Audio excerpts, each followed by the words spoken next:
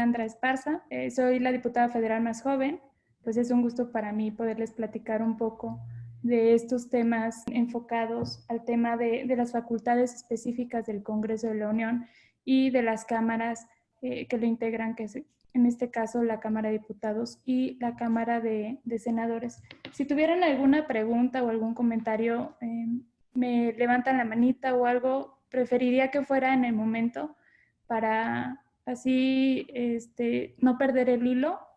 Y bueno, yo acá estoy al pendiente del chat o de las señas, los que tienen la cámara encendida. Y bueno, como ustedes saben, el tema del Congreso es un poder autónomo, uno de los tres poderes que tenemos en nuestro país, que es el poder legislativo, y pues está regido y está justificado desde la Constitución Política de los Estados Unidos mexicanos. Más o menos del artículo 70 vienen más definidas sus funciones, sus facultades. En el artículo 73 constitucional vienen las facultades específicas del Congreso de la Unión, así como tal, como Congreso, y en los artículos posteriores vienen las facultades específicas y exclusivas de cada cámara, así como de la comisión permanente, que en un momento más vamos a platicar pues de esto. A mí, y se los comento acá de una manera más pues personal, de un punto de vista más individual, es bastante curioso porque el Poder Legislativo es el único que se atribuye a sí mismo sus facultades y sus responsabilidades. Como poder legislativo es quien asigna las facultades para los otros poderes, para los funcionarios también, pero es el único que se designa a sí mismo las tareas que tiene, las obligaciones que tiene y los temas que tiene que trabajar. En este caso, vienen pues descritos en el artículo 73, que es un poco extenso justamente pues por los temas, todos los temas que puede trabajar el Congreso de la Unión. Sin embargo, hay omisiones muy importantes que no se contemplan en el artículo 73. Uno de ellos, por ejemplo, es el tema de la juventud. A pesar de que pues, los jóvenes se incluyen en varias de las leyes, en varias de las políticas públicas, no viene reconocido como tal en la Constitución. En el Congreso, yo soy secretaria de la Comisión de Juventud y Diversidad Sexual. Hemos estado trabajando en una ley general de juventudes. Sin embargo, para que esta ley pueda discutirse en la comisión, pues primero tenemos que darle facultades al Congreso de la Unión para legislar en materia de juventud. Ese sería pues un ejemplo de la omisión que existe en esos artículos, pero hay varios otros. También está el tema de ciencia, tecnología e innovación. Hasta hace poco se incluyó el turismo, si no recuerdo mal, era unos 6 años. También los temas de cultura se han incluido en este artículo para que el Congreso, ahora sí, bien reglamentado y pues considerado en la Constitución, pueda legislar sobre pues estas materias. En realidad, pues el Congreso tiene varias facultades. Acá yo estaba revisando el documento que nos compartieron y déjenles comparto la página 41, por si lo tienen a la mano y quieren revisarlo. Ahí viene una clasificación sobre las actuaciones más específicas de las cámaras de acuerdo a sus facultades. La primera que se considera ahí son las facultades del Congreso de la Unión, que son las que se ejercitan separada y sucesivamente por cada una de las dos cámaras. Un ejemplo que es muy básico y muy ilustrativo, pues es justamente la presentación de iniciativas y de puntos de acuerdo. Esto porque cada diputado y cada senador puede presentar de manera individual el número de iniciativas que le parezca, sobre el tema también que le parezca, de manera individual en cada una de las cámaras, y el proceso que sigue una iniciativa, su tratamiento legislativo de manera individual. Es decir, no se necesita que ambas cámaras estén reunidas para seguir con estas facultades o para cumplir con estas obligaciones. Los diputados y los senadores presentan las iniciativas, se atienden en comisiones y siguen un proceso legislativo que, si bien está comunicado y tiene que ir de la mano en determinado momento, no es necesario y no se considera de ninguna manera o no se prevé que tengan que estar sesionando, pues en este caso las dos cámaras, de manera conjunta. Entonces, una iniciativa que se presenta en Cámara de Diputados, se aprueba en comisión, se aprueba en Cámara, pasa al Senado y, a pesar de que estén interactuando como colegisladoras, no significa que tengan que hacerlo de manera simultánea para dar tratamiento a estas iniciativas. Esa es la primera referencia que se hace al decir que se ejercitan de manera separada y sucesivamente cada una de las dos cámaras.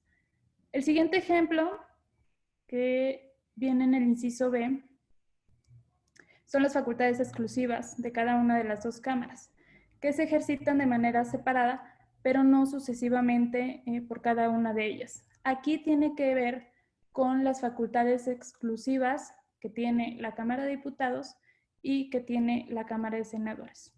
Por mencionar los ejemplos más ilustrativos, en el caso de la Cámara de Senadores tiene que ver con los procedimientos y los temas más bien enfocados a relaciones internacionales, y en el caso de la Cámara de Diputados, más bien enfocados al tema de las finanzas públicas, como la aprobación del PEF. Que aquí yo quisiera hacer un breve comentario porque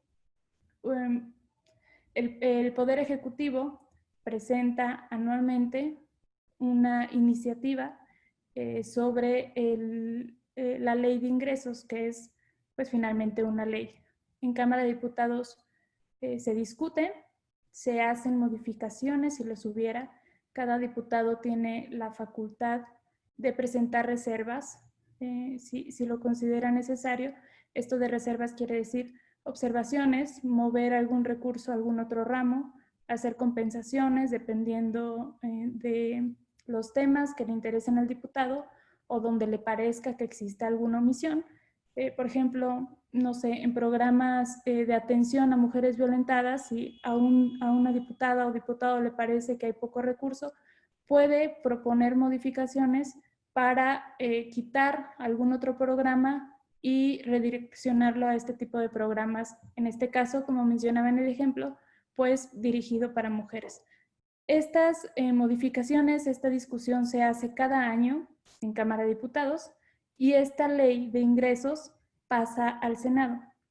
Sin embargo, el tema de la ley de ingresos tiene que ver con pues los impuestos que se van a recaudar para el ejercicio fiscal del año siguiente. Es decir, se presenta la iniciativa de parte del Poder Ejecutivo en el año 2019, a finales, que hay una fecha límite, pero es a finales del año. Ahí se discute en Cámara de Diputados, pasa a la Cámara de Senadores y pues se aprueba si es el caso. Pero en el caso del presupuesto de egresos, únicamente se aprueba en Cámara de Diputados. Por eso no se le considera el presupuesto de egresos una ley. Nada más es la ley de ingresos y el presupuesto de egresos de la Federación. Pero bueno, esa era una breve acotación. Y el último inciso, que son las facultades del Congreso como asamblea única, son las que se ejercitan conjunta y simultáneamente por las dos cámaras reunidas en una asamblea. Y el ejemplo, o el mejor ejemplo que se puede dar es cuando el presidente de la República toma posesión o cuando se instala el Congreso de la Unión al inicio de cada legislatura, por ejemplo, ¿no? Que tienen que estar ambas cámaras reunidas, que normalmente, o yo diría siempre, es en la sede de San Lázaro, en donde está la Cámara de Diputados, por el espacio, pero en ese pleno están los 500 diputadas y diputados y los 128 senadores y senadoras. Aquí yo quisiera pues hablarles un poco sobre el tema de los números que responden a la cantidad de diputados y a la cantidad de senadores. El tema, y me parece que lo vieron en la sesión pasada, si no, háganme un comentario. Acá estoy viendo en el chat que es para meter a los pluris. No, no es por eso. La justificación de los diputados y los senadores plurinominales responde a una teoría de carácter pues, legislativo y al final del día pues teoría del derecho. Bueno, normalmente siempre se escuchan muchas frases de que tenemos demasiados diputados y que tenemos demasiados senadores, pero esto, como les mencionaba, tiene una razón de ser. Normalmente, la representación que tienen los diputados es de parte de la ciudadanía. Corresponde a un distrito federal electoral. Esto quiere decir, en el país hay 300 distritos electorales divididos de manera diferente en cada entidad federativa, en cada estado, pero la división de estos distritos responde a un número de ciudadanas y ciudadanos. Es decir, que si la Ciudad de México tiene tantos distritos y Zacatecas tiene otros tantos, son diferentes porque corresponden a la densidad poblacional de quienes habitan en esas entidades federativas. Considerando la cantidad, el número de ciudadanas y de ciudadanos, se hace la división de esos distritos, de manera que cada diputado represente más o menos a una cantidad muy similar de electores, de ciudadanos.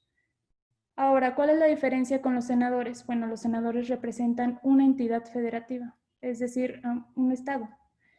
Por eso son la misma cantidad de senadores electos por entidad federativa. Ahora, ¿por qué 500?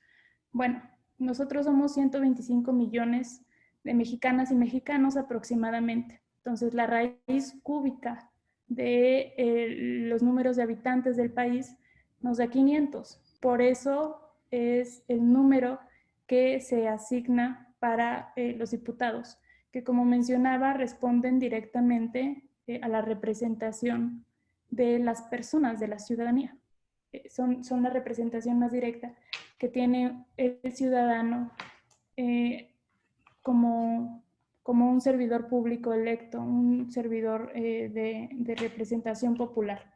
Ahora, los senadores, pues son 128 y ahí fíjense que sí tenemos un error. Ahí en el número de senadores sí tenemos de más.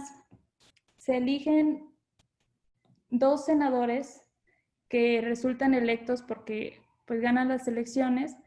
Son los dos senadores de la fórmula que presenta el partido ganador.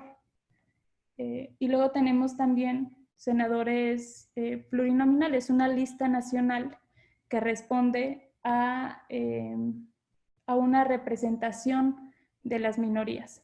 Aquí hay muchas observaciones respecto a los senadores que entran por primera minoría. Primera minoría, es decir, el partido que quedó en segundo lugar. Cada partido presenta una fórmula. La fórmula está integrada por 2 candidatos. El partido que resulta ganador, pues ganan su escaño los 2 senadores, y el partido que queda en segundo lugar, solamente el primer senador o senadora candidato de la fórmula, pues puede tomar protesta como senador. Entonces, hay muchos comentarios que se han hecho respecto a la teoría que se tiene o a la observación que se hace sobre este tema y la aplicación que tenemos en el país, porque hay 32 senadores de más, pero no son los senadores plurinominales, sino los senadores de primera minoría. Ahora, ¿por qué existen las candidaturas pluris, como se les llama normalmente? Bueno, esto responde a una representación. No se puede, durante años, durante décadas se ha luchado para que las minorías tengan una representación real en el poder legislativo.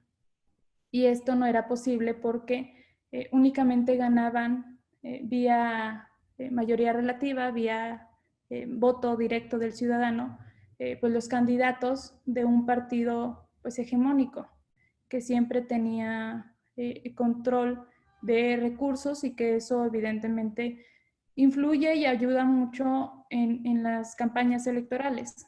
Ahora, el tema de la representación plurinominal tiene que ver con una representación de las minorías.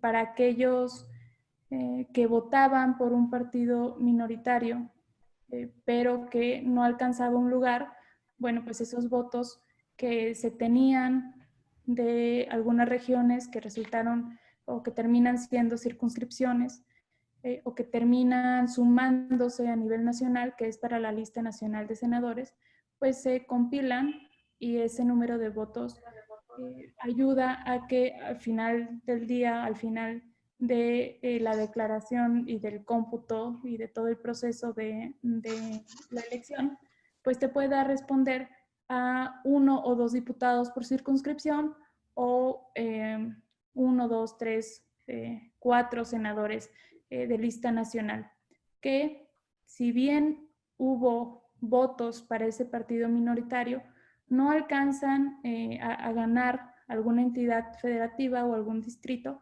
pero al final del día los votos de las y de los ciudadanos que votaron por ese partido minoritario tienen representación gracias a las candidaturas pluris. Sí, es que solo era porque me quedó un poco de duda acerca de la elección de los diputados.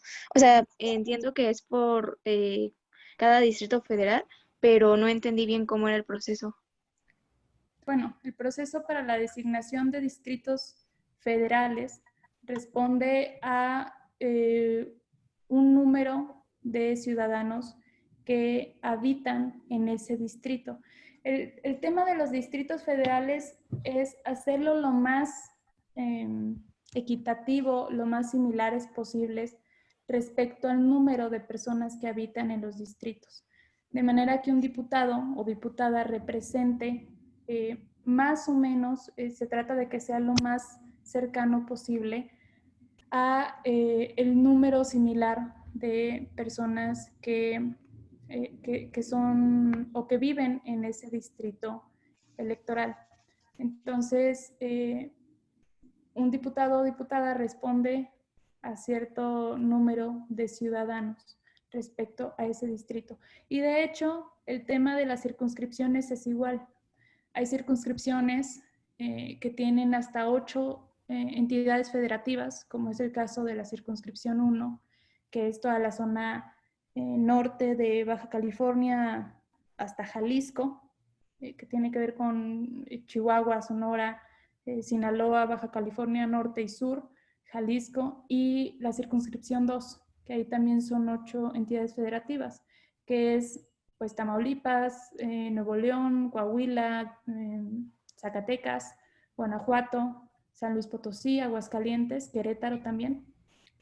Pero si tú comparas, y uno podría decir que no es equitativo porque, pues por ejemplo, esas circunscripciones tienen 8 estados cada una, pero te vas a la circunscripción 5, que es la Ciudad de México, y son menos estados. Sin embargo, la Ciudad de México tiene muchísimos más ciudadanos, tiene más densidad poblacional que el estado de Aguascalientes, por ejemplo, o el estado de Coahuila. Entonces, si tú vas sumando la población de cada entidad federativa que conforma una circunscripción, te da más o menos la misma cantidad entre cada circunscripción.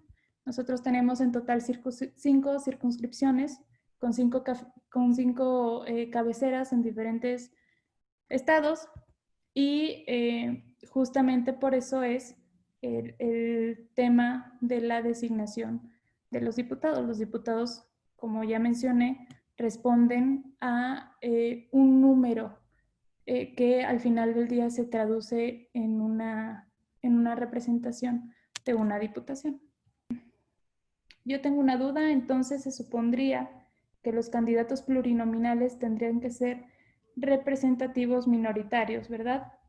Pues sí, en parte sí, porque las candidaturas pluri responden a los votos. Para poner un ejemplo, en Zacatecas, por ejemplo, hay 4 distritos electorales. Cada distrito elige un diputado federal.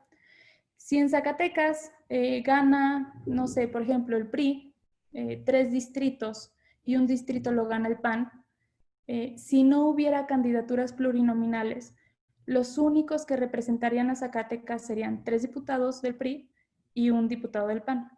Pero hay muchas personas que eligieron otras opciones de otros partidos, por ejemplo, Morena, PRD, PT, MC.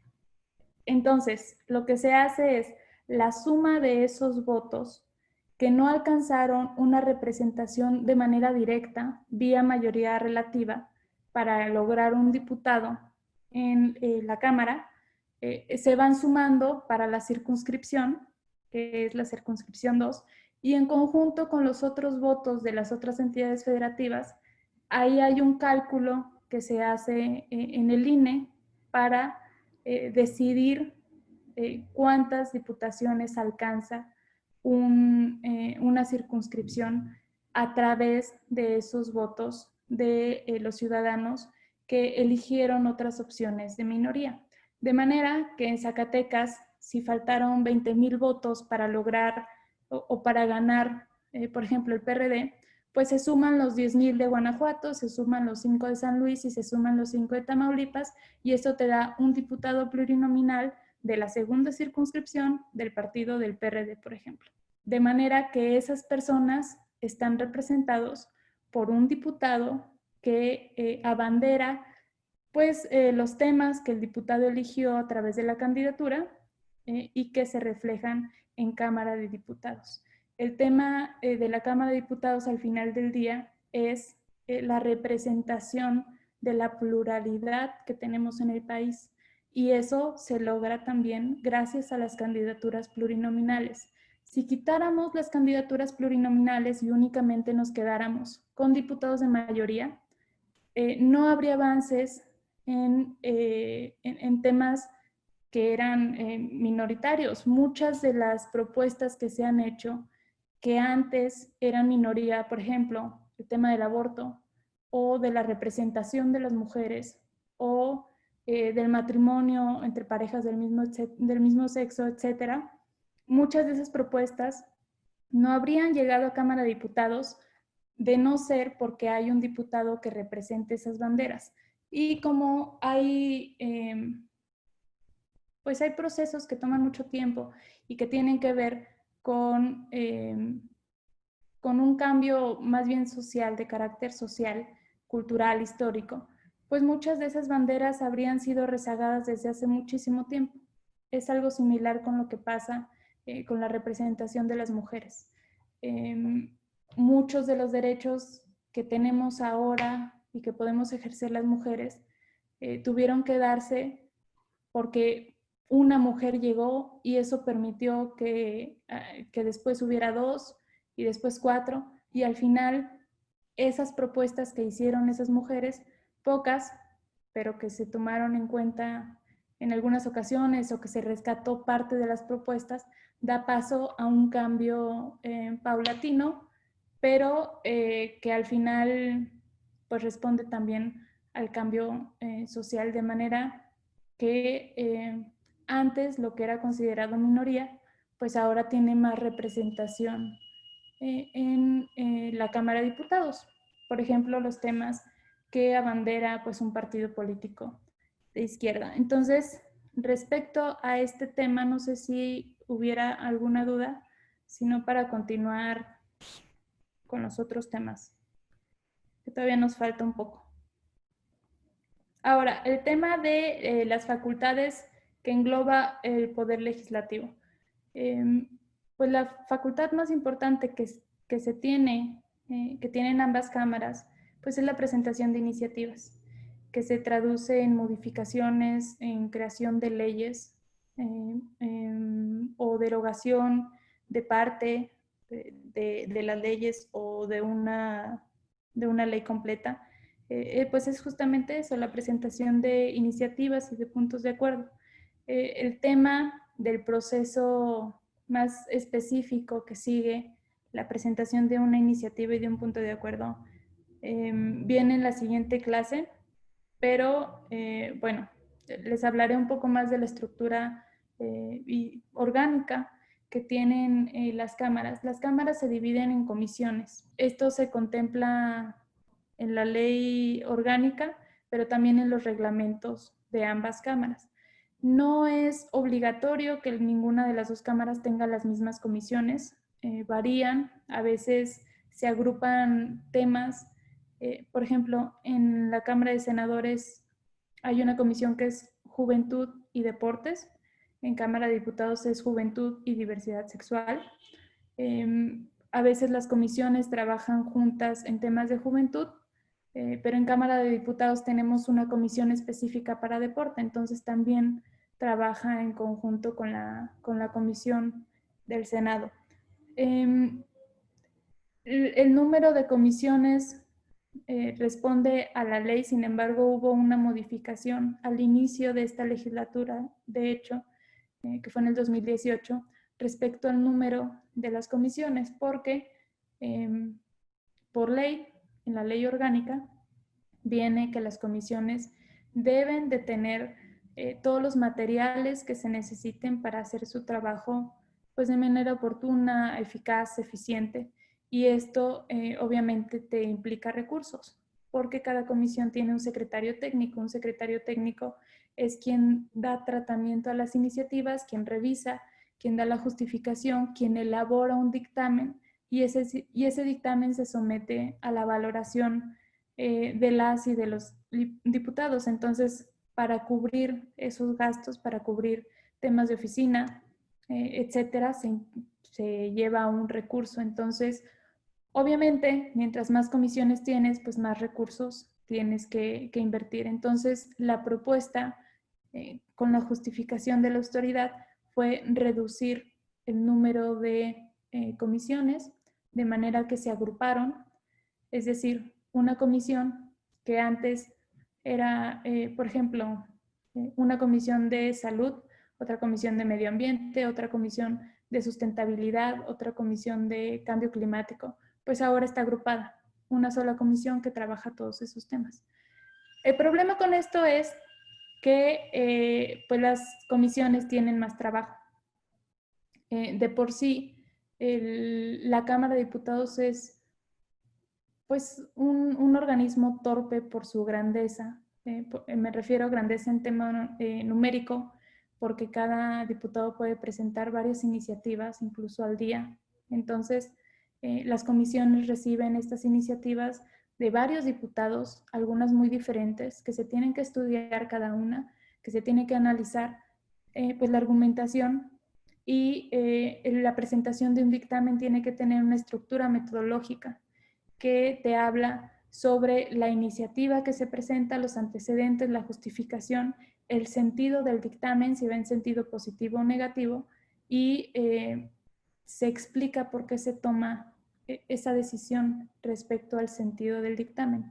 Entonces, obviamente una comisión que antes cubría nada más medio ambiente, pero que ahora tiene que cubrir otros 5 temas, se ve saturada. Y si tú no le inviertes los mismos recursos para que haya personas trabajando y dándole trámite a estas iniciativas, obviamente el trabajo se acumula.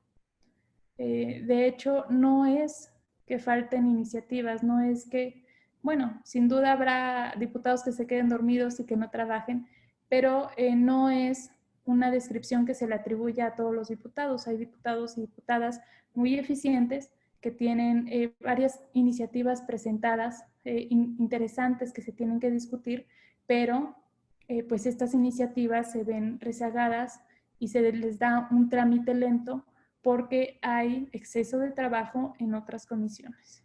Y pues incluso hay iniciativas que tienen que ver con temas más bien de redacción de leyes. Por ejemplo, cambiar Distrito Federal por Ciudad de México.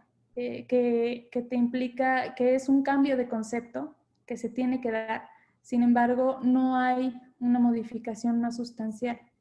Pero para hacer ese cambio que pareciera tan ligero, tan breve, pues te implica páginas y páginas de justificación y de análisis de un dictamen, porque pues Distrito Federal en una ley no viene nada más una vez, vienen varias páginas, se hace referencia a otros artículos, y todos los artículos que vengan mencionando o que mencionen Distrito Federal se les tiene que cambiar el nombre para Ciudad de México. Y hay varias iniciativas pues que tienen temas más profundos o que hablan de una modificación más sustancial, que pues también tienen que esperar turno para que se les dé trámite. Al final, pues esto también responde a intereses políticos.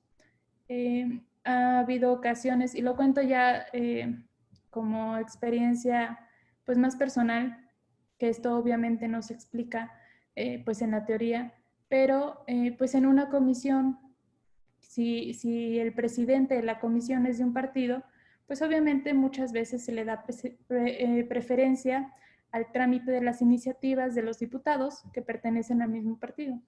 O pues si no hay interés o no hay coincidencia en la propuesta que se hace en una iniciativa, simplemente no se le da trámite, ¿no? A pesar de que la comisión pudiera hacerlo, o de que el trabajo no fuera o no estuviera tan saturado en esos momentos. Eso responde pues al trabajo de las comisiones.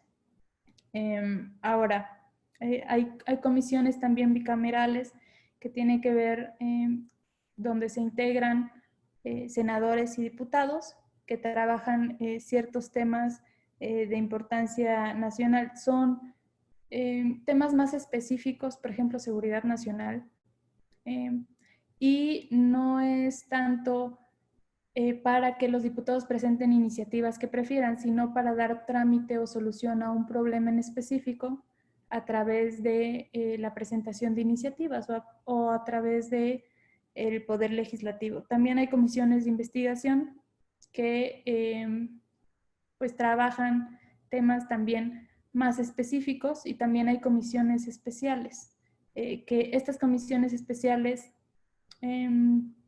son también de un grado muy específico del tema.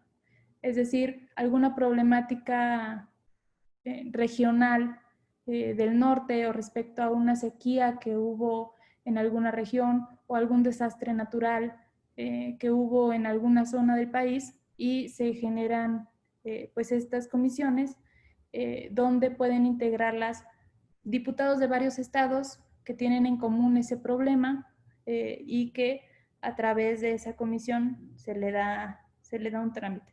Los grupos de trabajo son pues más informales, responden a temas más inmediatos en muchas ocasiones, que se le tiene, que se ha presentado problemáticas por varios tiempo y que no se le ha dado una solución.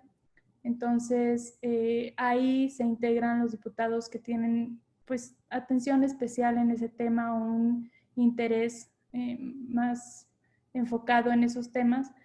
Ahora, hay también grupos de amistad.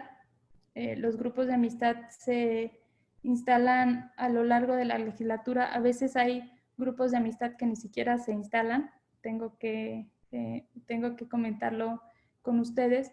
Muchas veces la instalación de los grupos empieza a mitad de la legislatura más o menos, y la tardanza es porque muchas veces se espera a que el embajador de algún país que responde al grupo de amistad tenga o pueda estar presente.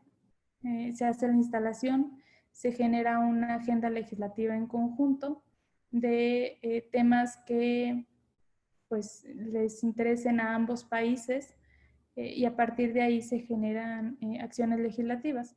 Yo estuve en el grupo de amistad, bueno, estoy en el grupo de amistad de Canadá.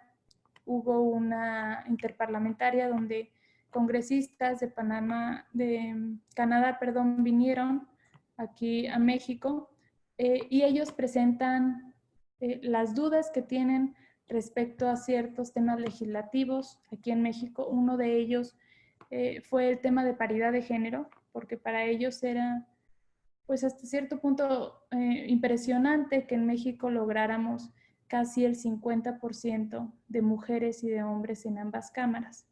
Entonces, una de sus inquietudes en ese sentido fue cómo lograr y cómo garantizar la participación de las mujeres. Y se hacen exposiciones respecto a esos temas específicos.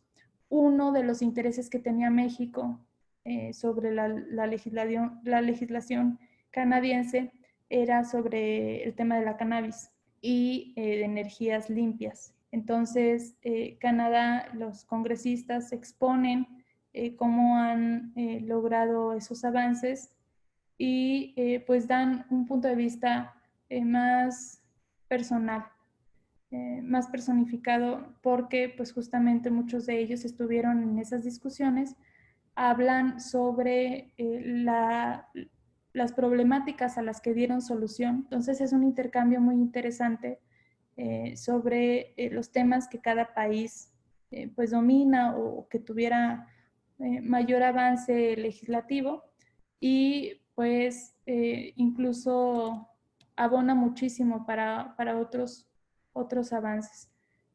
Por ejemplo, el caso del TEMEC con el grupo de amistad con Estados Unidos. Ahora, la comisión permanente.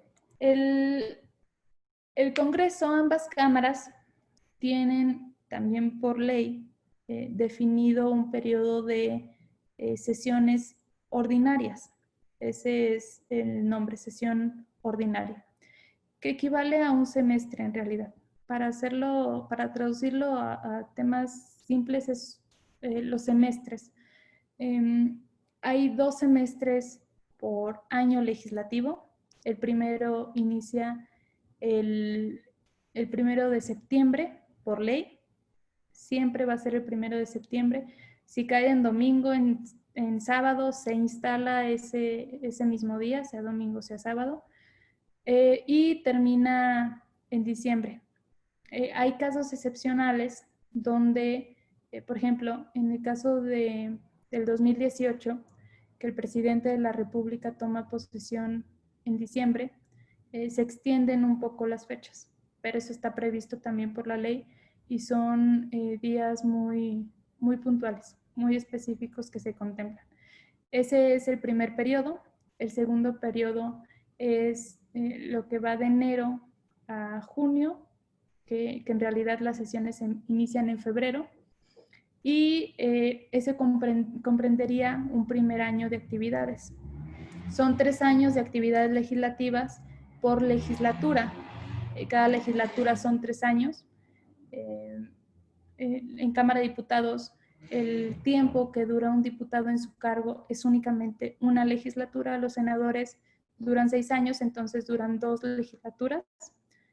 Y pues cada inicio de periodo se tiene que instalar la Cámara, y hay un proceso especial donde pues se tiene que entonar el himno nacional. Es una sesión solemne de instalación y de clausura de periodo ordinario. Pero el tiempo donde no hay pues estos periodos es una temporada de receso. No es recreo, no son vacaciones, es receso de actividades en Cámara. Estos recesos, pues los diputados se debe de aprovechar para regresar a los distritos electorales, pero el poder legislativo siempre tiene que estar en funciones, siempre. De manera que se prevé una comisión permanente para esta temporada de receso. La comisión permanente está integrada por 37 miembros, considerando senadores y diputados. Y acá son 19 diputados y 18 senadores. Y acá yo les quiero comentar una anécdota que probablemente ustedes supieron respecto a una iniciativa del presidente Andrés Manuel que envió hará unos meses, en pandemia todavía, respecto a una modificación a la Ley General de presupuesto y responsabilidad hacendaria. Esto para que el presidente de la República pudiera hacer modificaciones al presupuesto de egresos. En determinadas situaciones, en este caso se consideraba crisis sanitaria y crisis económica. El problema de esto, pues eran varios. Al tema de la iniciativa pudiera hacerles algunos comentarios, pero lo que me interesa aquí es enfocarnos más bien a los temas que vienen en esta sesión, que tiene que ver justo con la comisión permanente. Ahora, cuando el presidente envía esta iniciativa, pues los interesados en darle trámite obviamente eran pues el Partido Morena, PES y el PT, por lo que varios de ellos querían convocar a un periodo extraordinario. El caso es que pues el periodo extraordinario para que se apruebe tiene que ser por 2/3 partes de diputados y de senadores. Les faltó un voto nada más, un solo voto para convocar a periodo extraordinario, de manera que no se pudo convocar y esta iniciativa pues obviamente no se discutió en este periodo. Esa es una de las facultades que tiene la comisión permanente, convocar a periodo extraordinario. La comisión permanente es una representación del Congreso, está integrada o debería de estar integrada por todos los grupos parlamentarios de manera ponderada, es decir, el porcentaje que tiene Morena en la Cámara de Diputados se traduce al número de integrantes de Morena, senadores y diputados, que pueden estar en la comisión permanente, para que más o menos sea una representación pues lo más idéntica a cómo está integrada la Cámara de Senadores y de Diputados. No hay una fórmula exacta para esta asignación. En el PRD, a la Cámara de Diputados nos dejaron fuera, no nos dieron un espacio en la comisión permanente. Esto pues con el argumento de que no éramos los suficientes diputados para alcanzar una representación. El tema ahí era más bien pues de intereses, porque obviamente esto era pues un voto menos en la permanente. Ahora, la comisión permanente tiene varias atribuciones, sin embargo, no trabaja las iniciativas ni los puntos de acuerdo, porque estos se tienen que discutir y se tienen que dictaminar directamente en comisiones con la representación y el voto de todos los diputados, o al menos de los presentes en el pleno ese día, que al menos tienen que ser 50+1 para que haya una sesión y que sea legítima, que sea legal esa sesión. Entonces, la comisión permanente recibe iniciativas, recibe puntos de acuerdo, pero no los puede discutir, solamente da trámite y pues los manda a la comisión que corresponda. Tiene otras facultades también, puede dar licencia al presidente de la República en algunos casos, puede tomar protesta también del presidente de la República, pero estos son casos excepcionales ante una renuncia o muerte del presidente, porque normalmente la protesta que tiene el presidente de la República es ante el Congreso. Tienen que estar las dos cámaras en una sesión para la toma de posesión de un presidente. Estos son casos excepcionales donde el Congreso no está en un periodo extraordinario, pero está la comisión permanente. Es muy importante que todo el tiempo haya actividad en el poder legislativo. Fue realmente sorprendente y yo creo que el tema de tantos daños y de tantas fallas al enfrentar esta pandemia por COVID tuvo que ver con la ausencia del poder legislativo, porque realmente no hubo poder legislativo y esto fue porque para que haya votos, para que un diputado o diputada exprese su voto tiene que ser en pleno, que es a través de su huella digital. Hay una identificación a través de la huella digital, pero tiene que ser de manera presencial. Entonces, para votar vía distancia, había que hacer una modificación constitucional.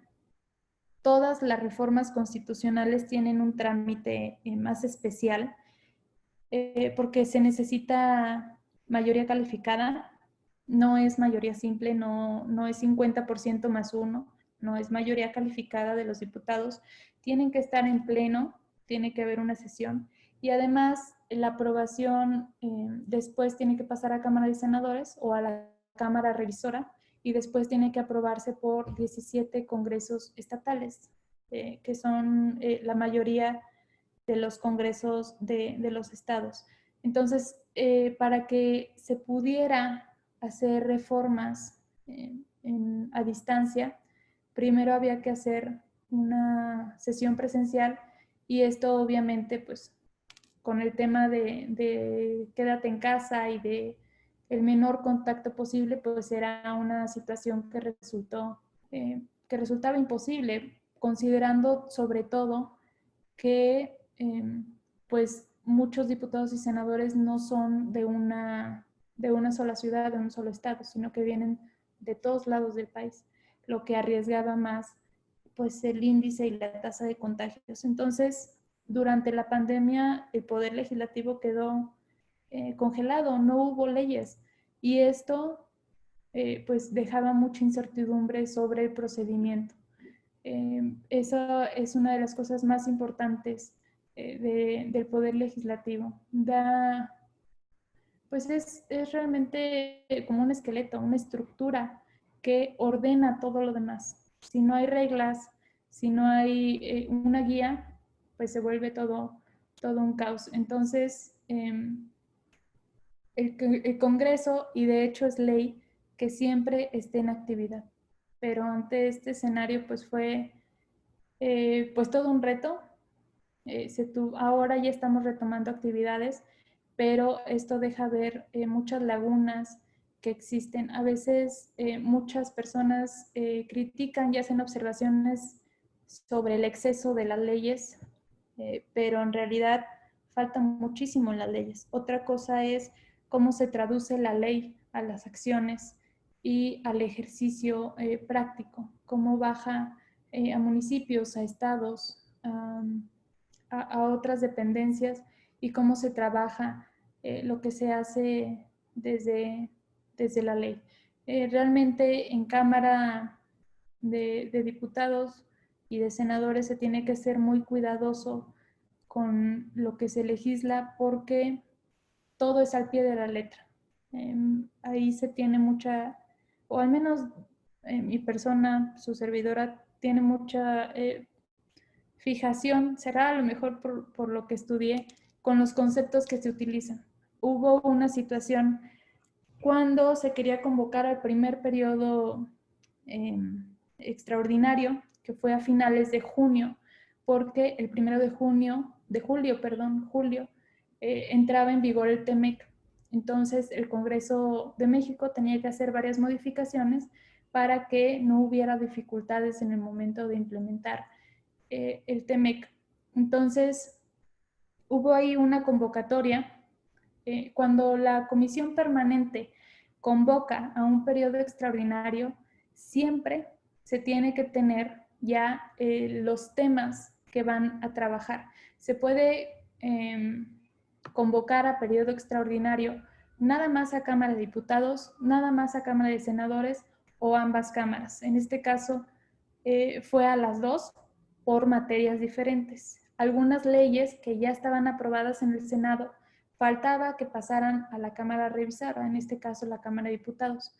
Y bueno, el Senado tenía otros asuntos que atender que eran facultades más exclusivas de esa Cámara. Entonces, la convocatoria que se tenía para la Cámara de Diputados era poco clara porque en uno de los apartados, del orden del día venía diferentes comunicaciones, órdenes, iniciativas, entre otros.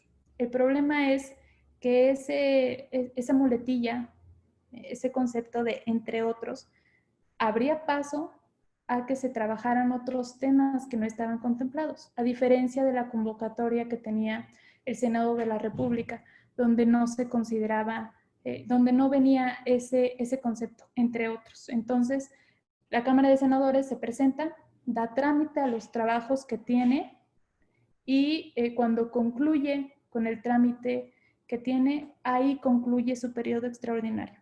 Si se tarda media hora en aprobar la única ley que falta, es un periodo extraordinario de media hora, así como puede ser un periodo más extenso de varios días, dependiendo de los temas que tenga que trabajar cada cámara. Entonces, bueno, al final sí se corrigió esa muletilla, se quedó muy claro, muy específico los temas que se tenían que discutir en cámara y con eso se convocó y esos fueron los temas que se trabajaron. Ahora, ya para ir cerrando, nos falta lo de facultades exclusivas de Cámara de Diputados y de Senadores. En realidad, Cámara de Diputados tiene muchísima responsabilidad respecto a las finanzas públicas. Cámara de Diputados es quien ratifica el nombramiento del secretario de Hacienda, por ejemplo. Como les decía, se aprueba la ley de ingresos en ambas cámaras que tiene que ver con los impuestos. Si hay un aumento de costos, eso va en la ley de ingresos. Si hay aumento en los impuestos, en el IVA, en todo ese tema, se considera y se contempla en la ley de ingresos y el presupuesto de egresos únicamente lo aprueba la Cámara de Diputados y es quien puede hacer modificaciones al presupuesto de egresos, nada más. Como les decía, los diputados son independientes en el sentido de que pueden presentar las reservas que les parezca a los temas que ellos consideren. Si consideran que falta algún recurso en algún punto específico, en algún ramo, se puede hacer reservas, se vota en pleno. Y bueno, aunque eso es votación económica, es únicamente con la mano, pero nada más Cámara de Diputados aprueba el presupuesto de egresos. Por eso se dice que pues, no es una ley, porque no tiene trámite en ambas cámaras. Esa es una de las facultades exclusivas que tiene Cámara de Diputados y yo creo que es de las más importantes. Es el tema de la recaudación, cuánto va a ingresar, cuánto recursos vamos a tener y en qué se va a invertir, en qué se va a gastar, de qué manera los impuestos se van a regresar a la ciudadanía y a través de qué programas y a través pues de qué ramo y cuánto le va a asignar Cámara de Diputados a cada ramo en específico. Y ahí, de hecho, en el presupuesto de egresos tiene que haber toda una justificación, por qué se aumenta o por qué se reduce en el ramo según sea el caso. Ahora, el tema de la ley de ingresos, así como el presupuesto, tienen fechas específicas. Cuando es un año donde el presidente no toma protesta, en el 2018 se da hasta diciembre la discusión del presupuesto de egresos. Cuando estuvo el presidente Felipe Calderón, hubo un año donde la discusión se fue hasta el 31 de diciembre, o sea, año nuevo, y estaban en la discusión. De hecho, pasaron año nuevo ahí en Cámara de Diputados, a eso se le nombra que se paró el reloj, porque había iniciado un nuevo año y no teníamos un presupuesto de egresos todavía. Lo que se hace en ese caso, se empieza a ejercer el presupuesto del año pasado. Pero pues en esa ocasión se aprobó y hubo una modificación. También ha habido debates y controversias respecto a qué tanto la Cámara de Diputados puede modificar una propuesta enviada por el Ejecutivo.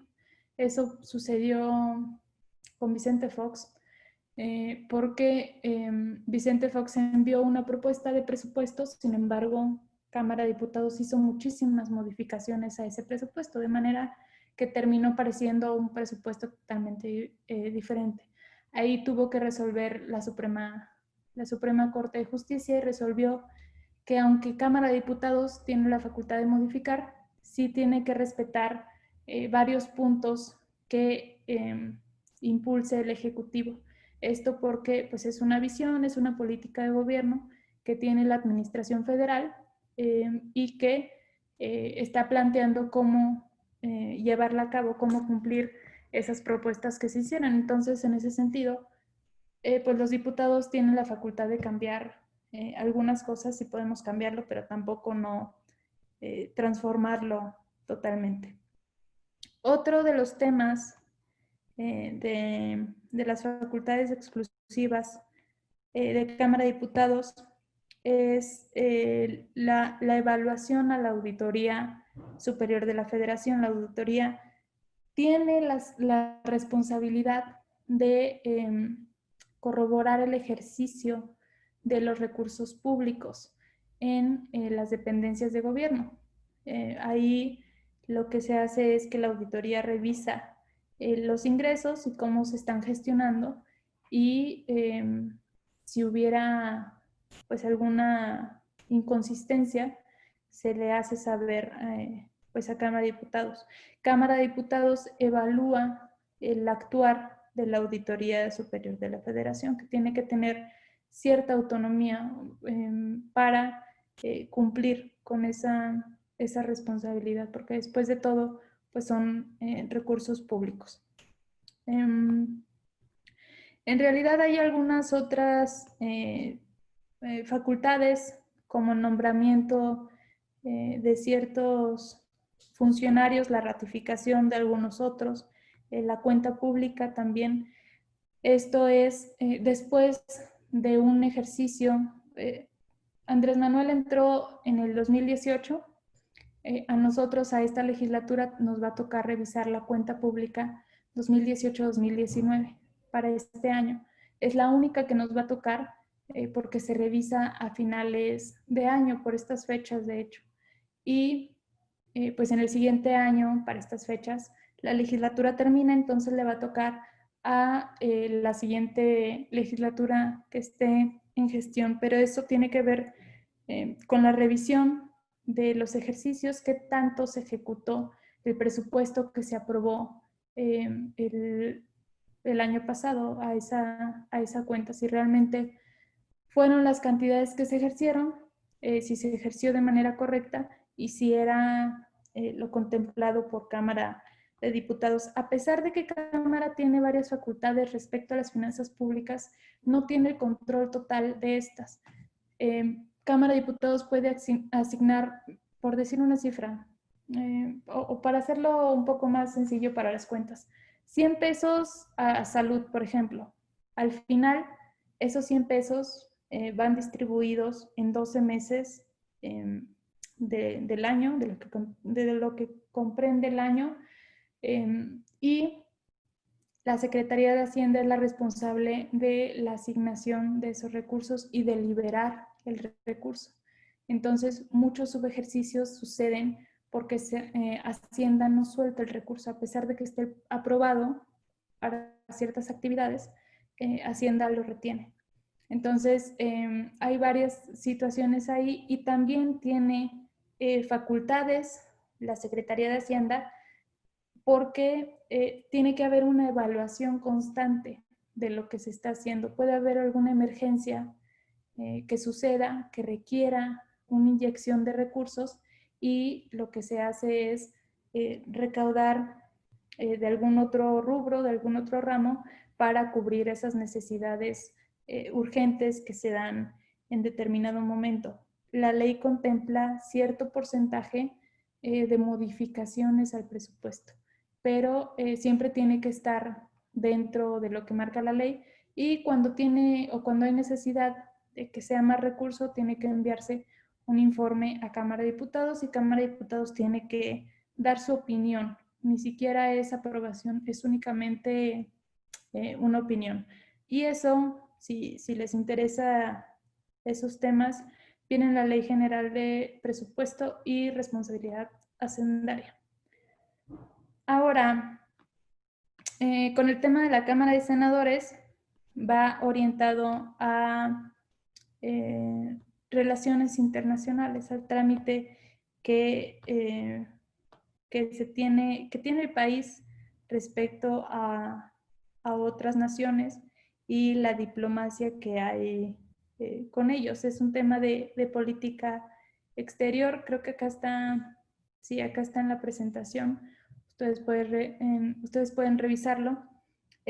Tiene que ver mucho con cuestiones diplomáticas. La Cámara de Senadores ratifica al secretario de Relaciones Exteriores, ratifica también a embajadores que hay con otros países, a cónsules también, cónsules generales, y en general a varios integrantes de órganos colegiados que tiene que ver con telecomunicaciones, con seguridad, también es otra de las facultades que tiene el Senado.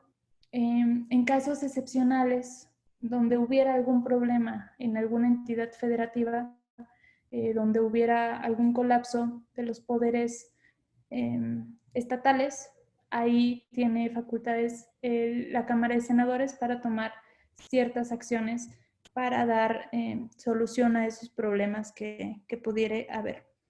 También tiene la facultad de aprobar otras facultades respecto a la Guardia Nacional. Esto va orientado a seguridad nacional y autorizan o no al presidente a usar la Guardia Nacional para determinados factores. Si hubiera necesidad, que es un tema ya de uso de fuerza pública en situaciones ya extraordinarias. Y bueno, acá también está otro tema importante que es la designación de los ministros de la Suprema Corte de Justicia. El presidente de la República envía una terna, opciones a considerar para ministros, y quien elige es la Cámara de Senadores. Otra de las facultades de la Cámara de Diputados es la elección de los consejeros del Instituto Nacional Electoral, que de hecho acaba de ser hace unas semanas, donde hubo elección de 4 consejeros y consejeras. Esa es una facultad exclusiva de Cámara de Diputados. Ahí el procedimiento es diferente porque la terna para los ministros es propuesta del Ejecutivo Federal, es decir, el presidente de la República. En caso de los consejeros del INE, es ciudadanos que deseen participar, se someten a un examen, ahí hay una primera selección, después se someten a una entrevista, ahí hay otro proceso de eliminación y al final se hacen ternas y a partir de ahí se eligen a los consejeros a través de, pues, de varios consensos que hay en Cámara de Diputados. Entonces, creo que esos ya serían todos los temas. Entonces, no sé si hubiera alguna pregunta. Eh, Mencionó usted que por su carrera y filosofía, pues es muy importante la observación de ciertos conceptos. Y eso me gustaría, si puede, ampliarlo, porque es muy raro que alguien de filosofía llegue a una diputación o a una senaduría, y es importante en el espíritu griego. En las leyes, por ejemplo, pues Platón lo menciona, esa idea de que los filósofos lleguen al poder, que igual podría estar un poco en contravención a nuestros ideales democráticos de que cualquier persona pueda llegar a un puesto de representación sin importar los estudios, sin importar su condición social, género, etcétera. Pero la filosofía pues sí marca un parteaguas en el pensamiento humano, y creo que es importante cuando se quiere plasmar el espíritu de las leyes. Ok, sí, bueno, yo estudié filosofía, pero no concuerdo con Platón. A pesar de que hay varias propuestas muy novedosas para la época, en las que también había propuestas muy retrógradas y machistas. Yo creo que hay que rescatar lo que se pueda rescatar de las ideas de cada persona, pero en este tema no creo que la legislación para nada sea una cosa exclusiva de alguna licenciatura o de algún grupo de personas.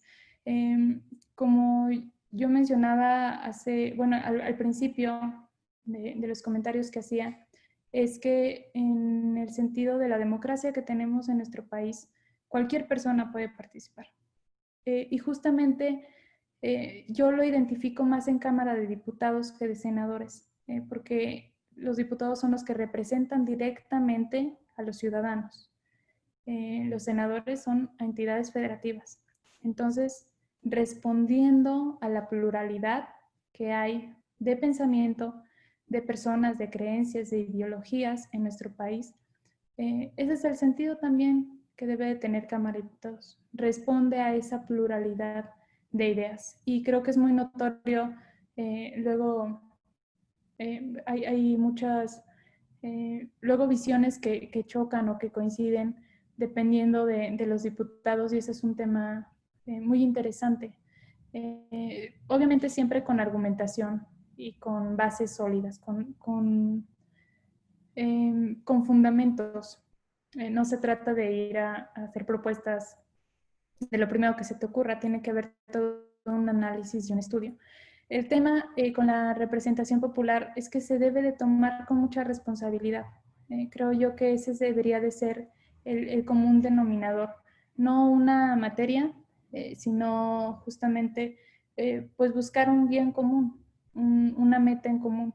Habrá muchas discusiones sobre cómo lograrlo, pero justamente eso es lo atractivo de un parlamento, el debatir, el hablar y el argumentar con temas legales, jurídicos, de derecho, y también de experiencias que tienen los ciudadanos. Al final es un tema pues de cuestiones que suceden en la ciudadanía y que uno tiene que buscarles solución a través de las leyes. El tema de los conceptos es, yo escuchaba hace tiempo un comentario que hacía un ponente, pero ya no me acuerdo de qué tema era, pero él comentaba que los diputados tendían a hacer leyes sin considerar la interpretación de los jueces, y que los jueces tenían o querían que los diputados tuvieran esa observación también. No todos los diputados han tenido experiencia como jueces o como magistrados, menos como ministros, y no todos los jueces y magistrados han tenido experiencia en la legislación. A pesar de que están muy relacionados, parece que tienen ciertas dificultades en el momento de empatarse. No es lo mismo hacer una ley que interpretarla y aplicarla para tomar una resolución. Son cuestiones diferentes. Cuando yo digo que se hace o que hay que tener mucho cuidado con el tema de los conceptos, es porque la ley, cuando está escrita, es muy clara. Entonces, eso luego no da margen para que quien aplique la ley y quien interpreta tenga esa posibilidad de interpretación.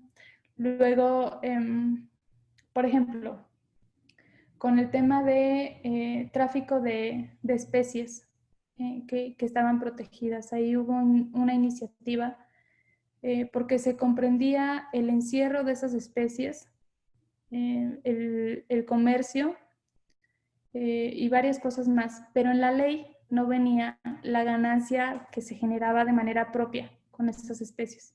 Por ejemplo, a través de exposiciones, como si fuera un museo. Eso no lo contemplaba la ley, entonces no era un delito. Había delito por tener especies que estaban protegidas, o si las vendías, o si comercializabas con ellas, o si, etcétera. Pero si tú las tenías, no.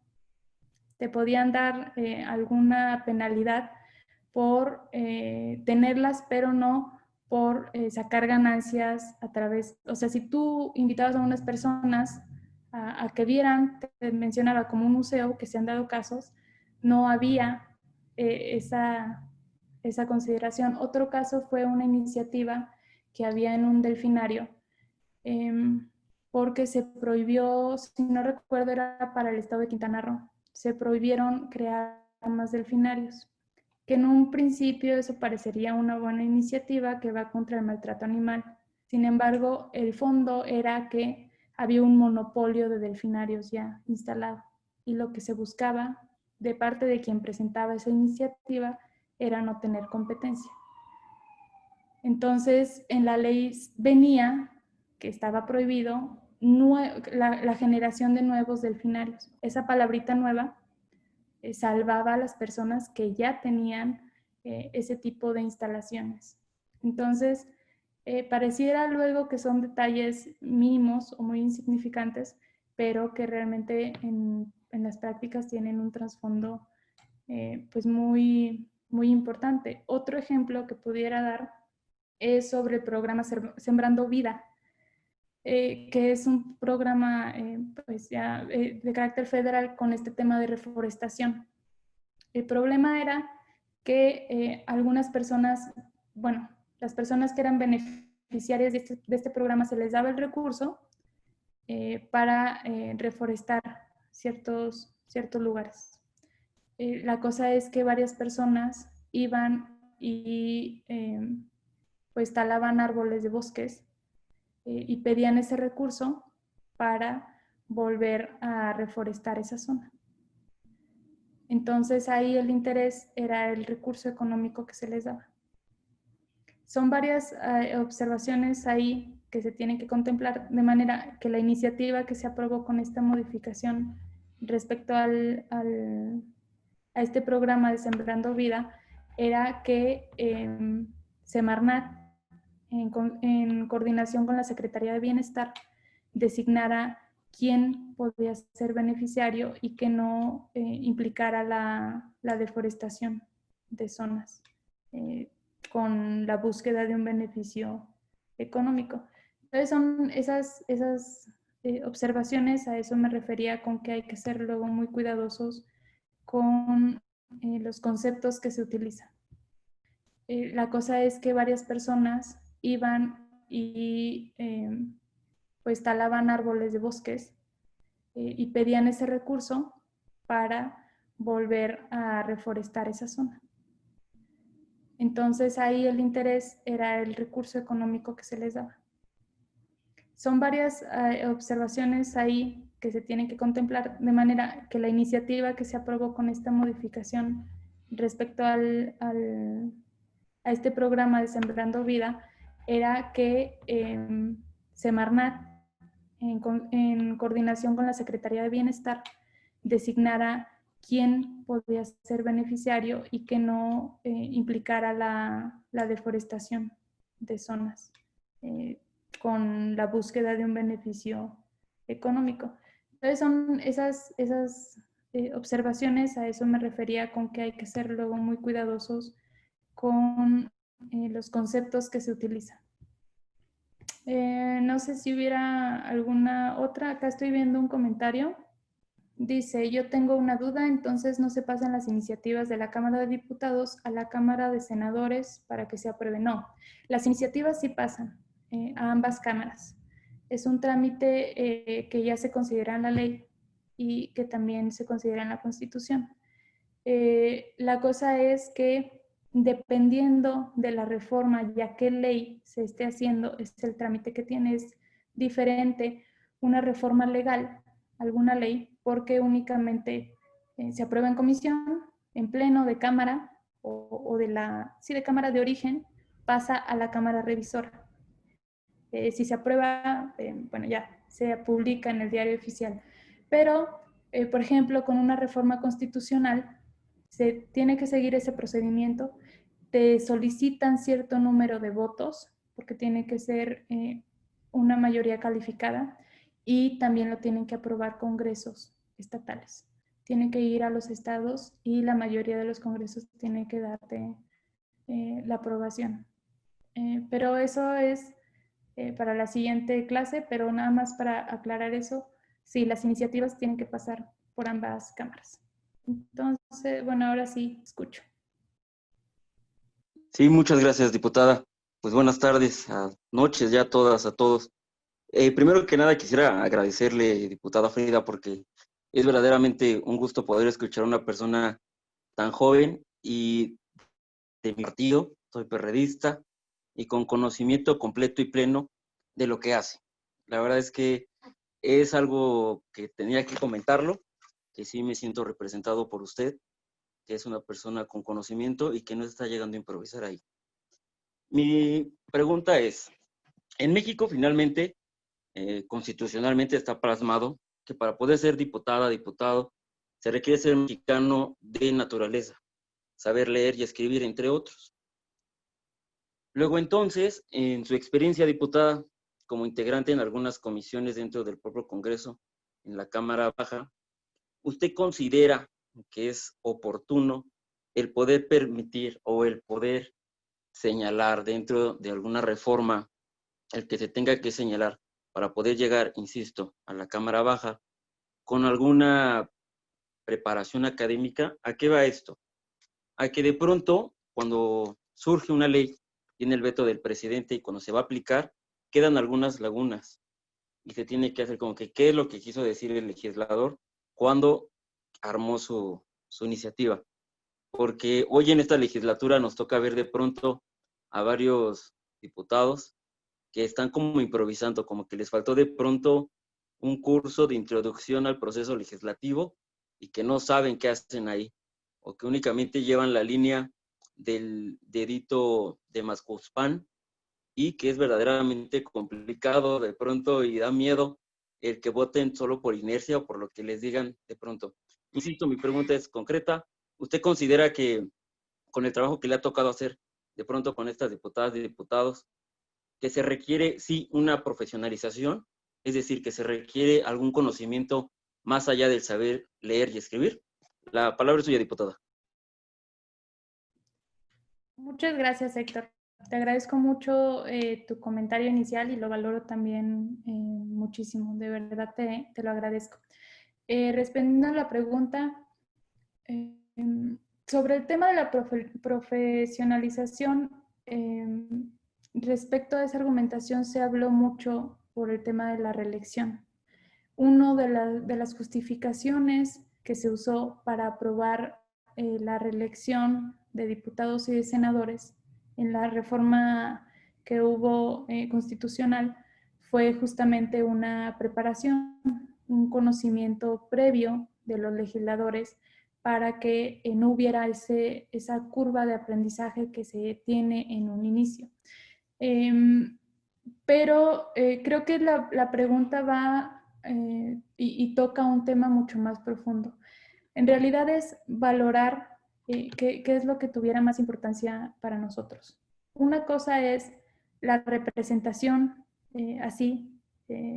representación lo más idéntica posible de los ciudadanos que tenemos, es decir, que realmente cualquiera puede ser ciudadano, que cualquier ciudadano puede ser candidato, cualquiera puede ser o puede aspirar a un cargo de representación, porque en ese sentido, cualquier ciudadano, es decir, cualquier persona mayor de 18 años, podría aspirar a una candidatura.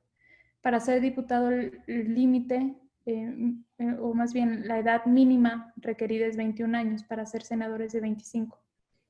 Si nosotros tomáramos de manera completa, integral, esa idea de que cualquier ciudadano puede aspirar a un cargo de representación o puede ser candidato simplemente por ser ciudadano, esa es una primera noción. La otra es que se pidan ciertos requerimientos. Por ejemplo, cierta edad o cierta experiencia o cierto grado de estudio. La segunda tiene pues un proceso de eliminación para varios ciudadanos. La cosa es, ¿cómo podemos, o al menos esta es mi opinión personal, cómo podemos pedir que nuestros representantes populares cuenten con cierto grado de estudios, maestría, doctorado, con cierta experiencia, si el promedio de la población mexicana no cuenta con ese nivel de preparación académica. Esa es una cosa, ese es un tema. Nosotros, o lo ideal sería que cualquiera que pueda aspirar pueda ser candidato y que además cuente con esos requerimientos. Pero para lograr eso tenemos que incrementar pues los niveles que se tienen respecto a los estudios que tienen los mexicanos y las mexicanas. Es un debate muy interesante en teoría, en la teoría política, en filosofía política también, porque responde a quiénes deberían de representar, quiénes serían los mejores representantes. ¿Cómo alguien, y aquí es una pregunta muy interesante, algo para picar cosquillas luego, a quienes les incomoda esto, cómo un representante con doctorado y maestría va a representar a quienes no tienen doctorado y maestría?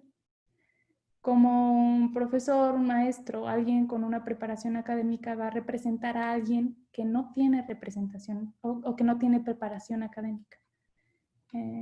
Y viceversa. Como alguien sin preparación académica podría representar a alguien con algún grado de estudios. Yo repito, mi opinión personal es que el sentido de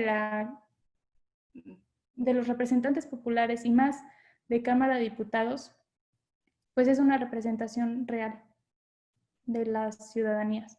Si queremos que nuestros representantes tengan más preparación, entonces incrementemos las posibilidades y las opciones que tienen las personas para acceder a un grado de estudios mejor y superarse más en el tema académico, si ese fuera uno de los requerimientos. Otro tema es la edad. A mi parecer no tiene nada que ver con la edad. Hay personas, y esto es una cosa que también tiene que ver con la pregunta en un inicio sobre si los filósofos deben de gobernar, que era la propuesta que hacía Platón. En un inicio yo mencionaba, creo que lo mencioné, si no corríjanme, que no se trata de... no puedes garantizar que una persona haga bien su trabajo por el grado académico, ni por las experiencias que tiene. Hay personas sumamente brillantes que por alguna razón no cursaron alguna licenciatura o alguna maestría. Y hay personas con muchos doctorados que realmente parece que no tienen ningún doctorado. Entonces, es una cuestión más bien de las propuestas muy individuales que tiene cada persona. Me parece que esa es la importancia de que se conozca a los legisladores, de que se conozcan las propuestas que tienen los partidos y cuáles son las soluciones que dan ante las problemáticas de la localidad o de las comunidades. Me parece que eso dice más que un título académico o que cualquier otro requerimiento que te pudiera dar. Hay jóvenes de 20 años, de 18 años, que han tenido mucha experiencia porque les gusta el tema de la gestión social y que eso les ha dado herramientas para atender ciertos temas en sus comunidades y que eso les permite conocer problemáticas y darle solución. Pero hay personas que quizás nunca se enfrentaron a esos temas y que no tienen la experiencia para darle solución a esos casos específicos, por ejemplo. La realidad es que pues, las personas somos muy, muy variadas. Yo no me atrevería a poner una máxima así o un requisito, porque eso no te garantiza realmente que un legislador haga bien su trabajo o no.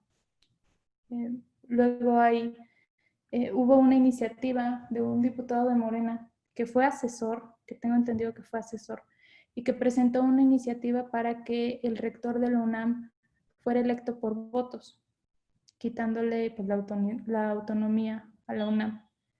Entonces, a pesar de que él fue o estudió temas de asesoramiento legislativo, no significa que realmente sepa cómo traducir eso en una iniciativa que no atente contra otras situaciones, en este caso la autonomía universitaria. Pero es todo un debate en filosofía, en derecho, en teoría. Hay varias posturas al respecto. Esa es una opinión más personal. Si queremos que tengamos las personas más preparadas en temas de representación, pues hay que elevar nuestro índice, nuestra tasa de estudios a nivel nacional para garantizar que cualquier persona pueda ser electa.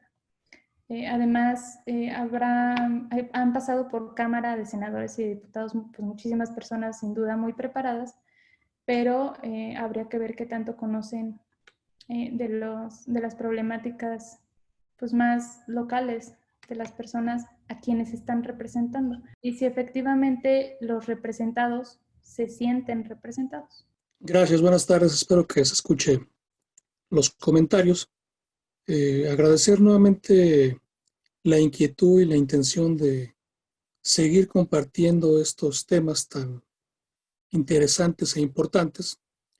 Yo escuchaba hace un rato con atención la exposición de la diputada, en donde hablaba de las representaciones que tenía cada partido, sus primeras minorías, o la llamada representación proporcional, pero también hay una sobrerepresentación de los partidos políticos que ganan, el caso de Morena, en donde pues su mayoría está por 162 de mayoría relativa, que son los que ganaron en distritos, y 85 de representación proporcional, o los llamados pluris. Y es curioso porque a la inversa vemos que en el PRD tiene una mayoría relativa de 9 y 11 son de representación proporcional de los 20 diputados que tenemos. Es decir, si fuéramos a lo que es verdaderamente... Me sacó el sistema de... Ya regresó. Ahí está. Ahí está ya. Perdón, me sacó el sistema de la plataforma. Le preguntaba la propuesta de eliminar 100 diputados, 32 senadores, ya que en este apartado yo comparto la idea de algunas figuras que son de representantes que no representan a nadie. Y lo digo con todo respeto. No representan a nadie porque son integrados en una lista acorde a cuotas políticas en su gran mayoría, puesto que no son de una circunscripción pues, plurinominal, no son de un distrito y por consiguiente no son electos por el voto de un ciudadano, sino que se arma una lista y vemos en ese sentido pues, personajes, como lo menciona usted acertadamente, diputada, que no tienen a lo mejor una experiencia académica, llámese Sergio Mayer, llámese Isaac Morales, el boxeador, Geraldine Ponce, una ex ganadora de Nuestra Belleza en Nayarit, Ernesto D'Alessio, el hijo de una cantante y pues, figura actoral en nuestro país. Y vaya, ¿no? Finalmente la cuestión aquí pues, son los responsables de elaborar las leyes que se supone son las que le dan conducción al país y son las que deben de generar bienestar para la ciudadanía, que finalmente ese es el objetivo de un diputado. Vuelvo a repetir, ¿no? La pregunta muy, muy concreta, la opinión con respecto a la reducción del número de legisladores, que evidentemente si esa propuesta se aprobara para la siguiente legislatura, pues el PRD se vería en una situación demasiado complicada en función de los números. Vuelvo a hacer el comentario. Creo que la siguiente legislatura o los siguientes escenarios deberían de ser los diputados como cuando se hizo los primeros congresos constituyentes, en una esencia real de verdaderamente pues ver qué es lo que le interesa a la ciudadanía. No tenían los salarios que tienen el día de hoy. Yo creo que si se usara un sistema parlamentario como por ejemplo en Suecia, en donde un diputado gana menos que un maestro, verdaderamente pues ahí habría un interés de la representación ciudadana. Es decir, pues es un cargo honorífico que yo dignamente voy a representar porque ya no lo hago en función del dinero. Yo preguntaría, diputada, ¿cuánto gana un diputado federal actualmente? Amén de los recortes presupuestarios que les ha hecho. Yo escuchaba hace rato su intervención, que pues para las comisiones donde ustedes participan, pues tienen que poner de su bolsa para que funcionen las comisiones. Cuando yo tenía entendido, no sé si recortaron esa parte, que los diputados, aparte de su dieta o de su salario, pues también tienen un apoyo para poder atender a la ciudadanía en sus distritos, en sus demarcaciones territoriales. Pero vaya, ¿no? Yo creo que es importante esta información, sobre todo para los diputados que son de la llamada, los llamados plurinominales, puesto que ellos tienen todavía una representación mayor en ese sentido. Porque si bien es cierto, pongo el caso de nuestra ponente, pues viene de Zacatecas, viene de esa circunscripción, pero finalmente, pues a mí no me queda claro exactamente qué porcentaje de la población dice usted que representan estos diputados plurinominales. Cuando ya lo menciono, estos diputados, pues realmente, como usted lo mencionaba, ¿no? En su mayoría, pues obedecen a cuotas de equidad, cuotas de género, inclusive hasta cuotas de poder para pagar, por ejemplo, el caso de la alianza del 2018, en donde hubo una alianza, pues, con el PAN, y pues ahí se tuvo que intercalar la lista, ¿no? Tan es así que 3 días antes de la elección federal, los representantes del PRD hicieron modificaciones en las listas, ¿no? De ese tamaño es la situación que tenemos en este momento. Y verdaderamente la situación pues, de un diputado federal, pues es la elaboración de leyes que beneficien a la ciudadanía. Y yo lo escuchaba con mucha antelación, diputada, pues yo sé que es difícil, ¿no? Por eso la propuesta de reducir este número de diputados para que sea muchísimo más fácil, más eficaz el trabajo legislativo para la toma de acuerdos con un número menor de legisladores. Y evidentemente, el número podría darle como lo dice usted, pues es que es un mecanismo tardadísimo, fastidioso, el poder presentar una iniciativa de ley que se lleve a su ejecución. Pero vaya, ¿no? Yo creo que lo importante en este sentido, y agradecerle el tiempo que usted tiene, porque finalmente pues no hay nada que los obligue, no hay ningún interés más allá que el que compartir la experiencia que usted tiene, y a pesar de ser una persona tan joven, pasa a la historia como la primer diputada federal más joven de toda la República, y yo creo que eso es aplaudible, y usted me daba un claro ejemplo, diputada Frida, que no está peleada la edad con la experiencia. Veo mucha preparación en su persona, veo mucha preparación en la ponencia que usted nos está dando, y yo espero seguirla viendo, conquistando más triunfos, más logros en los siguientes cargos que la ciudadanía le confiera, porque como lo menciona mi compañero Héctor de mi municipio, que ha estado muy al pendiente de su trabajo, pues la verdad es que son de los pocos diputados que tiene el PRD que pues avientan la batalla y la talacha, pues de estar ahí al pendiente de las demandas ciudadanas. Y bueno, ¿no? En ese sentido, pues únicamente pues esperar que los siguientes temas, los siguientes cursos que usted nos pueda, pues que nos siga compartiendo la información y la experiencia que ha venido usted adquiriendo en estos tiempos, porque yo sé que es difícil la tarea. Gracias. Muchas gracias. Pues en realidad tocas varios temas muy importantes que siguen siendo un debate y que, bueno, tienen siglos, milenios debatiéndose.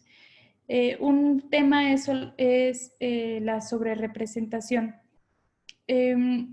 Justamente este es otro tema de los que yo hacía referencia con la pregunta que me hacía Héctor.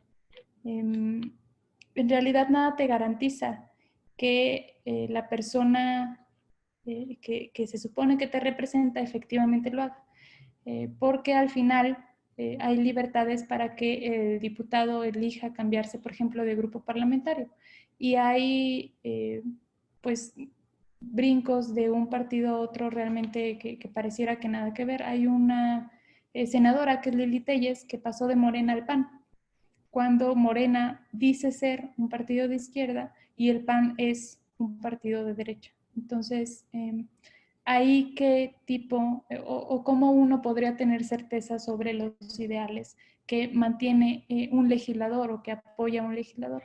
Justamente esto, y por eso mencionaba lo importante que es conocer al candidato al final de cuentas.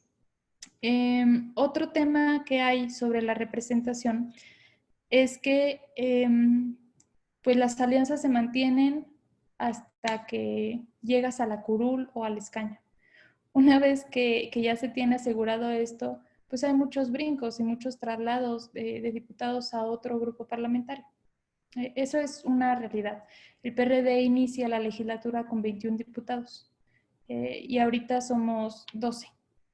Entonces, en un momento fuimos 11, se integró un diputado de Morena con nosotros, pero justamente eso habla de que parece que no hay una identificación real con cierto partido que te postula. Y entonces, pues esa es la justificación de muchos para cambiarse a un grupo parlamentario u otro. Hay varias iniciativas respecto a este traslado de diputados. Hay una iniciativa que prohíbe expresamente el traslado de diputados plurinominales a otro grupo parlamentario. Sin embargo, esto, en mi opinión, no sirve porque al final el diputado puede votar como se le dé la gana. De nada le sirve estar en un partido, por ejemplo. De nada le sirve a un diputado estar en el PRD, que está a favor del aborto, por poner un ejemplo muy clásico, pero que te lo vaya a votar en contra en el momento de la votación, de la discusión. Eso, más que limitar esa parte del traslado de los diputados, pues también deja una imagen en el partido porque pues luego hay una generalización de que como un diputado votó en contra, entonces ya el PRD ya pues está en contra, cuando las cosas no son realmente así. Había otra propuesta que a mí en lo particular me parece más interesante, porque al final no puedes limitar el sentido de un voto del legislador. Pero si hay intercambio o si hay traslado de diputados, puede permanecer ¿cómo llamarle? La representación que tiene un grupo parlamentario en el momento de la instalación. Es decir, las secretarías de las comisiones, las presidencias y el número de integrantes que pertenecen a las comisiones tienen o se designan a partir de un número proporcional de los diputados que tiene cada grupo parlamentario. Si Morena tiene más, entonces le tocan más secretarías, más presidencias de comisiones y más número de integrantes en comisiones. Si otro partido minoritario tiene menos, entonces le corresponde menos. El tema ahí es, ¿qué haces o qué se podría hacer cuando un grupo parlamentario inicia con 20 diputados, de manera que le toca un número importante de secretarías y de presidencias de comisiones, pero a lo largo de la legislatura se queda ese grupo parlamentario a la mitad de los integrantes que tenían un inicio? Entonces, ese número de secretarías y de presidencias de comisiones también te lo reducen a la mitad.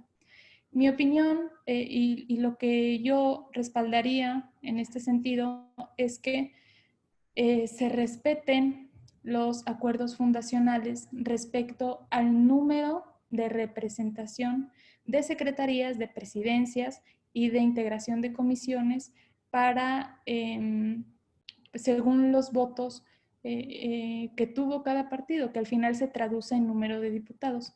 Es un tema de respeto y de la traducción lo más limpia posible de los votos de los ciudadanos. De manera que, si ese fuera el caso, en este momento, el PRD, que inició con 21 diputados y ahorita tiene 12, se mantendría con las secretarías y con las presidencias que tuvo en un inicio de la legislatura, que corresponden a 21 diputados. De manera que los integrantes que están en el grupo parlamentario del PRD sí pueden participar en más actividades. Sería una distribución pues más intensa, porque quizás a algún diputado le tocaría 3 secretarías, a otro quizás le tocaría una presidencia y 2 secretarías. Tendrían sí más cargos de secretarías o de presidencias, dependiendo, pero es la representación que tendría el grupo parlamentario. Porque en este momento, así como está la ley orgánica y el reglamento, si se va a la mitad, entonces se llevan la mitad de la representación que tienes en comisiones. Entonces, así se va pues menguando la representación que tiene el grupo parlamentario, y eso también es una subrepresentación de los votos que hubo en un inicio de parte de los ciudadanos que votaron por el PRD. Los ciudadanos eligieron 21 diputados. Los votos que tuvo el PRD fueron para 21 diputados. Sin embargo, la representación que se les está dando pues es de 11 diputados. Una subrepresentación del 50%. Y pues al final del día no puedes hacer mucho cuando un diputado de manera particular, muy individual, pues decide irse a otro grupo parlamentario. Me parece que no ayuda y no abona el prohibirles que se trasladen a otro grupo parlamentario si el sentido de su voto es contrario a las banderas que enarbola o que defiende un partido político, en este caso del PRD. Pero eso también es todo un tema, la sobrerepresentación. Pues en leyes tiene máximo un 8%, pero pues Morena ya se pasó de ese 8%, y justamente por eso las mayorías. Otro ejemplo del trueque de diputados es lo que está pasando ahorita con el PT, donde pues se presumió la compra de voluntades de diputados para cambiarse el grupo parlamentario del PT, para que el PT fuera tercera fuerza, es decir, el tercer grupo parlamentario con mayor número de diputados, y así le alcanzara a tocar la presidencia de la mesa directiva de Cámara de Diputados por el tercer año. La mesa directiva es rotativa, es un año cada grupo parlamentario, es decir, el mayor grupo parlamentario, que en este caso es Morena, tiene el primer año, la segunda fuerza es el PAN, tiene el segundo año, y la tercera fuerza sería el PRI en un inicio. Pero al PT creo que le faltan 3 diputados, de manera que Morena le pasaba los diputados al PT y así lograban superar al PRI y garantizar, según ellos, pues la presidencia que tienen en mesa directiva. Entonces, ese es otro caso de sobrerepresentación, y ahí es otro tema a legislar, porque, como mencionaba, habría que respetarse los votos. Morena no ganó el 51% de diputados. Tampoco el PT fue la tercera fuerza política. Sin embargo, por esos intercambios pueden lograr esa sobrerepresentación y tal vez pudieran quedarse con la mesa directiva. Ahora, el tema de los diputados plurinominales. Creo que es muy interesante. A mí más que defender este tema de disminuir a los diputados pluri, porque como comentaba en un principio, el número de los 500 responde a una fórmula. O sea, tendrían que ser 500 diputados para que representen a todos los ciudadanos. Somos 125 millones, la raíz cúbica son 500, por eso son 500 diputados. El tema es, pudieran ser menos diputados por ciudadanos, lo que significa una redistribución de distritos electorales, de manera que los distritos fueran menos. Otra cosa es que todos los diputados fueran electos por mayoría relativa, pero aquí se deja de lado a las minorías. Una minoría no ganaría tantas candidaturas, no tendría una representación directa o real o lo más idéntica posible a los votos de los ciudadanos.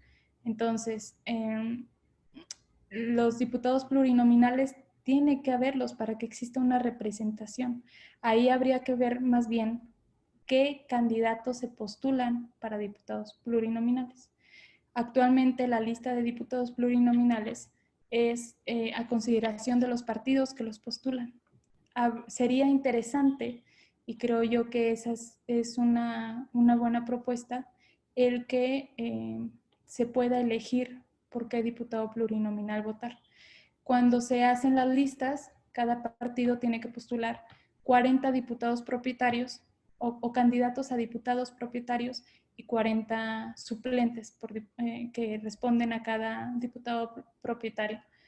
El partido decide el número de prelación que le toca, es decir, el orden, quién va en primer lugar, segundo, tercero, y dependiendo de los votos, pues la lista corre hasta los diputados que te dé. Pero esa discreción del partido político, quién ocupa el primer lugar, que es la mayoría de las veces seguro que entra, el segundo y el tercero. Creo yo que sería más interesante que también elijan los ciudadanos qué diputados plurinominales estén en la lista, a quién le toque el número 1. De manera que sigue habiendo diputados plurinominales que te garantizan una representación de las minorías que no alcanzan un representante vía mayoría relativa, pero no esa discreción ni por pago de cuotas políticas de los partidos, sino que el orden, la prelación de los candidatos también se podría elegir y al final del día siguen siendo pues decisión de los ciudadanos quién ocupa pues qué lugar, y dependiendo de los votos la lista correría y ahí sería pues cuestión de los votos en cada elección hasta qué diputado plurinominal te puede cubrir. Y lo mismo en el caso de la lista para senadores, que esa es nacional, no es por circunscripción. Pero bueno, esa también sería otra propuesta que a mí me parece interesante. Yo lo que quisiera es que pues, se quitara ese estigma que se tiene para los diputados plurinominales, porque responden a una problemática de representación. Justamente sin diputados plurinominales habría más sobrerepresentación de la que ya hay. Esta propuesta de una representación proporcional es justamente la proporción de los votos de los partidos minoritarios que tienen.